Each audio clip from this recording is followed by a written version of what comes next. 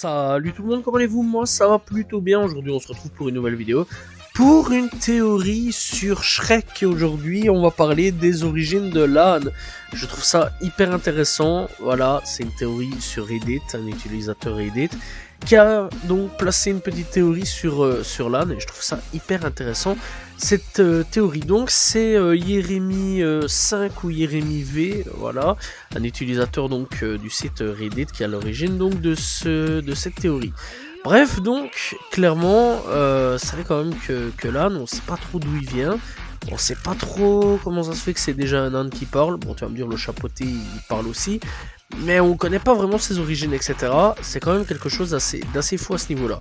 Bref, donc, si à ce niveau-là, eh bien, l'âne est doué de parole, ce qu'il a reçu ce don quand il était pensionnaire à l'île des Plaisirs. Alors, cette île des Plaisirs, c'est où? C'est quoi? Alors, c'est assez simple. Eh bien, c'est l'île dans Pinocchio. Voilà, on se rappelle quand même que dans une scène de Pinocchio, eh bien, Pinocchio décide de partir avec une personne, donc voilà, un enfant, eh bien, sur l'île des Plaisirs. Et au bout d'un moment, Pinocchio, comme cette personne-là, commence à se transformer en âne. Bref. Alors, donc cette personne-là, enfin l'autre personnage dans Pinocchio, ben, lui se transforme en âne. Pinocchio, il a le temps de se barrer avant l'achèvement de sa transformation.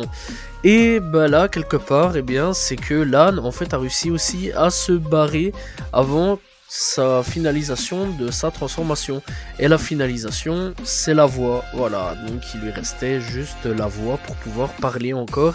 Et l'âne, donc, peut encore communiquer avec les êtres humains sans forcément avoir donc tous les aspects d'un âne, etc. Et ça, c'est quand même plutôt cool à ce niveau-là pour l'âne.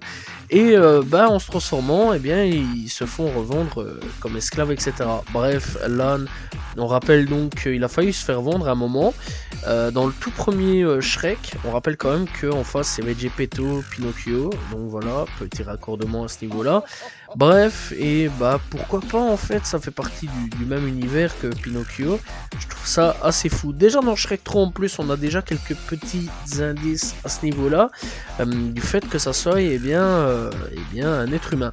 Bref, donc dans Shrek 3, lorsqu'il arrive à l'école pour récupérer Artie, l'âne évoque ses propres souvenirs du lycée, y compris le coup de slip coincé entre les fesses. Également dans Shrek 3, le corps de l'âne du chapeauté sont échangés à la suite d'un sortilège. Lorsque le chapeauté commence à braire, et bien comme un âne, l'âne lui dit « Oh, tu apprendras à contrôler ça ». Voilà, déjà d'avance on a un peu tous les indices à ce niveau-là. Bon, c'est quand même quelque chose d'assez fou. Pourquoi pas, l'âne serait donc un personnage de Pinocchio. Je trouve quand même que de toute façon les deux univers se concorderaient assez bien à ce niveau-là. On rappelle quand même que Shrek réunit pas mal de personnages Disney, etc. sans forcément avoir de Disney, ou alors des contes, etc. Voilà, les trois petits cochons. Voilà, il y a donc le petit chaperon rouge, il y a aussi Blanche-Neige, etc., etc., etc., Pinocchio, bref, tu comprends. Tous les contes y sont, voilà, c'est pas forcément Disney, mais tous les contes y sont à peu près, et ça c'est quand même quelque chose d'assez formidable à ce niveau-là. Donc pourquoi pas l'âne faisant partie eh bien, de l'univers Pinocchio, et je trouve cette théorie assez dingue, mais possible. Voilà, c'est la fin donc de cette petite théorie sur Shrek, j'espère que vous l'avez apprécié. N'hésitez pas à vous abonner, liker, commenter, partager, on se retrouve demain pour une nouvelle vidéo. Salut tout le monde, ciao ciao.